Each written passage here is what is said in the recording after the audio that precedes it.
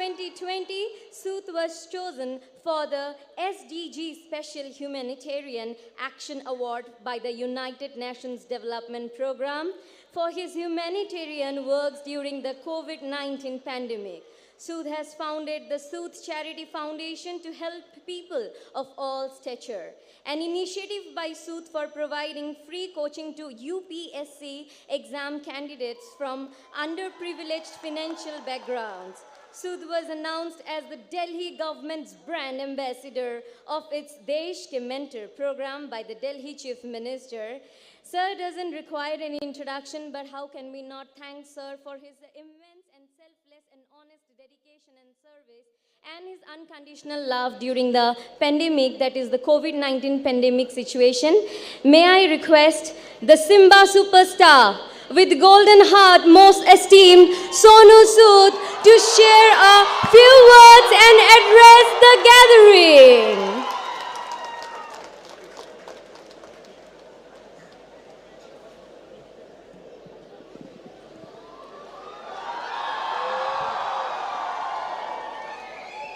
Kulumbai Nintang mana mozangna Ang Nintang manako mozang man. I love you all. First of all, I would like to thank all of you that you made this evening so special. Shri Rameshwar Teli sir, Shri Pramod Borosa, thank you so much for inviting me. Shri UG Brahma sir, your Hindi is phenomenal, sir. I need to learn few poetry from you now next time, sir. Thank you so much.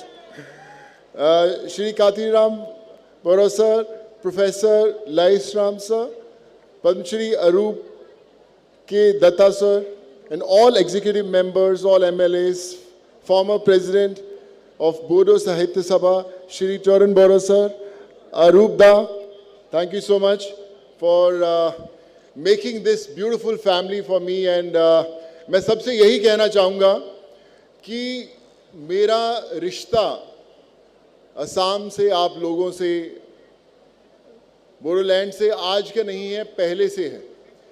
जब Covid शुरू हुआ, I remember एक मुझे tweet आया जिसमें बहुत सारे लोग, नॉर्थ ईस्ट के लोग फंस गए थे, उनके पास वापस जाने के नहीं था और मुंबई में बारिश बहुत हो रही थी और सब लोग एक ब्रिज के नीचे खड़े होकर उन्होंने ट्वीट किया कि सर हम असम से, नॉर्थ ईस्ट के बहुत सारे जो गांव हैं वहाँ से हमें घर जाना, वापस भेजिए. तो मैंने उनके लिए जब कोशिश करना शुरू किया वापस भेजने के लिए, क्योंकि डिस्टेंस बहुत था महाराष्ट्र और यहाँ में, तो बड़ा मुश्किल हो रहा था. सो मुझे याद है कि जो दूसरी फ़्लाइट मैंने चार्टर की थी, पहली उड़ीसा के लिए की थी, सेकेंड असम के लिए स्पेशल एक एयरक्राफ्ट बुक किया था उन सबको फ्लाई करने के लिए. और उसमें जो लोग गए वो जाते समय बोले कि सर अगर हम ठीक ठाक वापस पहुंच गए तो हम वापस आपसे मिलने मुंबई ज़रूर आएंगे. और वो लोग वापस मुंबई आए. उनमें से बहुत सारे लोग आज भी मेरे साथ काम कर रहे हैं और बहुत सारे लोग मेरे दोस्तों के साथ काम कर रहे हैं. तो ये मेरा रिश्ता आज से नहीं, बहुत टाइम पहले से है. मैं एक इंजीनियर हूँ और एक्टर बाद में बना, पहले इंजीनियर हूँ. तो कहीं ना कहीं मेरा रिश्ता जो है वो एजुकेशन के साथ है. और आज जब बोडोलैंड इंटरनेशनल नॉलेज फेस्टिवल की बात कर रहा हूँ तो कुछ ना कुछ नॉलेज ज़रूर है, इसलिए यहाँ पे खड़ा हूँ. मैं ये कहना चाहता हूँ कि जब भी कोई भी रेवोल्यूशन आता है, चाहे वो लोगों को हेल्प करने में हो, चाहे पीस लाने में हो, चाहे एम्प्लॉयमेंट जनरेट करने में हो, चाहे सोसाइटी को अपलिफ्ट करने में हो, तब कोई एक इंसान आगे आके खड़ा होता है और वो कहता है कि मैं बदलूंगा. और कई बार बहुत सारे लोग सोचते हैं यार मैं पहले सक्सेसफुल होऊंगा, मैं पहले पैसा बहुत बनाऊंगा, कामयाबी मिलेगी, उसके बाद I want to give back to the society.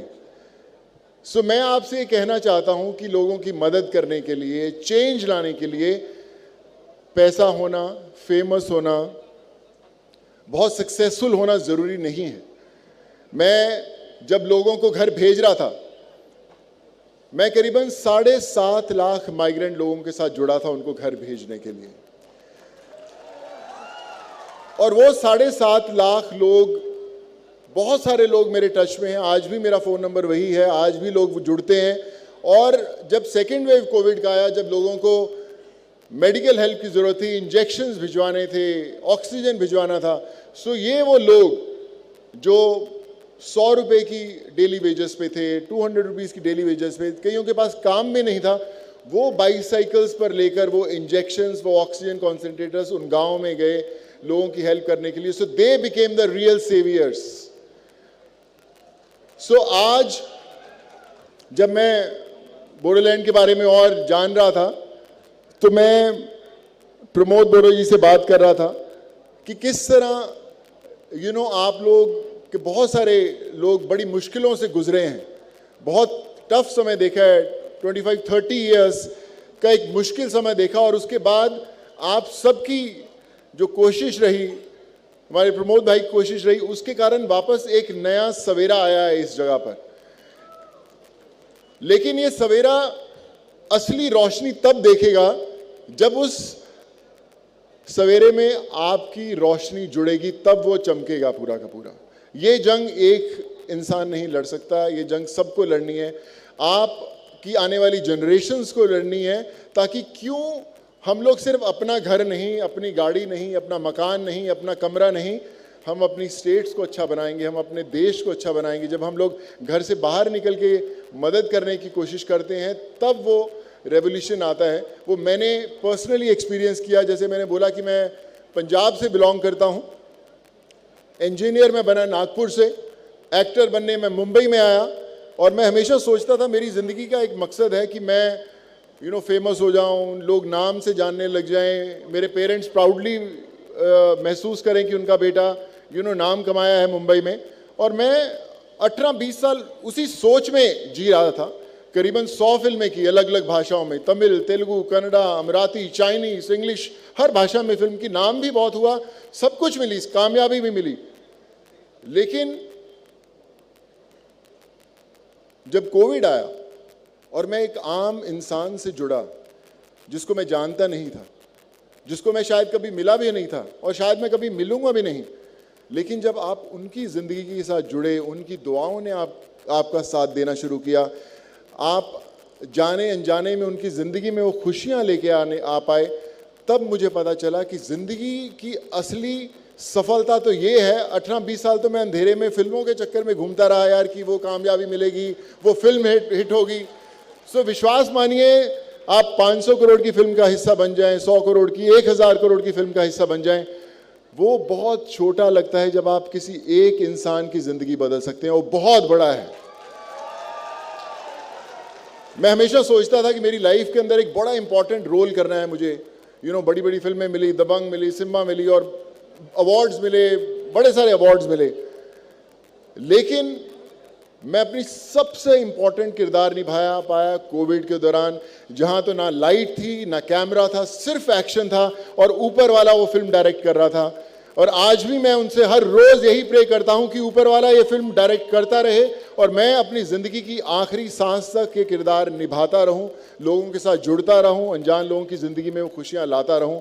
और मैं आपसे वादा करता हूं आज इस मंच पर कि आज से, जब मैंने नया नया लोगों को कोविड के दौरान लोगों को मदद करनी शुरू की, तो लोगों ने कहा कि यार अचानक पता नहीं है क्यों, कहाँ से उठ के आ गया है सोनू सूद, लोगों की मदद कर रहा, अभी देखना 1 हफ्ते 10 दिन में बंद हो जाएगा। फिर 1 महीना बीता, फिर 2 महीने बीते, फिर साल बीता, 2 साल बीते, और आज भी घर के सामने लोग इसलिए आते हैं क्योंकि लोगों को उम्मीद है कि शायद मैं बदल पाऊंगा। मुझे पता नहीं मैं कैसा कर पाता हूँ, मुझे पता नहीं कि मैं कब तक कर पाऊंगा, लेकिन कोशिश ज़रूर करता रहूँगा। और आज जब मैं आप लोगों के साथ, सब लोगों के साथ जुड़ा हूँ, तो मैं आपसे एक चीज़ का वादा करता हूँ कि मैं प्रमोद बोडो सर को भी बोला कि मैं आज बोडोलैंड, असम, नॉर्थ ईस्ट, जहाँ जहाँ पे जो भी लोग तकलीफदायक में होंगे, चाहे वो मेडिकल उनको तकलीफ हो, चाहे वो एजुकेशन की तकलीफ हो, आप याद रखिए कि सोनू सूद आपके परिवार का हिस्सा है, हमेशा खड़ा मिलेगा आपको। और मैं कुछ भी कर पाऊँ यहाँ पर, मैं बात कर रहा था कि कुछ यहाँ पर ज़रूरतमंद लोगों के लिए कुछ हम लोग ओल्ड एज होम खोल पाएँ या कुछ स्कूल खोल पाएँ, कुछ ऐसी चीज़ कर पाएँ जो मुझे शायद नहीं पता कि यहाँ पर क्या ज़रूरत होगी, लेकिन आप विश्वास मानिए, हो सकता है जब मैं अगली बार इस मंच पे आ रहा हूँ, यहाँ पर कुछ ना कुछ ऐसा हो जो हमारा अपना हो, आप सबका हो, और हम लोग मिलकर वो चीज़ बदल पाएँ। और मैं सबसे यही कहना चाहूँगा कि जब आप अच्छा काम करने लगते हैं तो तकलीफ़ें बड़ी बार आती हैं, मुझे भी आई होंगी तकलीफ़ें, लेकिन मेरी माँ हमेशा कहा करती थी कि अगर आपके रास्ते पर स्पीड ब्रेकर नहीं आते तो समझ लेना कि आप सही रास्ते पर नहीं चल रहे, अपनी मंजिल पर नहीं चल रहे। तो स्पीड ब्रेकर से रुकना नहीं, आगे चलते जाना। और आज मैं हमेशा एक लाइन हर मंच पर ये कहता हूँ कि कई बार बहुत सारे लोग जल्दी कामयाब हो जाते हैं, कई लोगों को वक्त लगता है कामयाब होने में। तो लोग कहते हैं यार वो तो जल्दी में से पहले कामयाब हो गया, मुझे तो वक्त लगे, मैं तो उससे ज़्यादा टैलेंटेड हूँ, मैं तो उससे ज़्यादा मेहनत करता हूँ, तो मुझे वो कामयाबी क्यों नहीं मिली।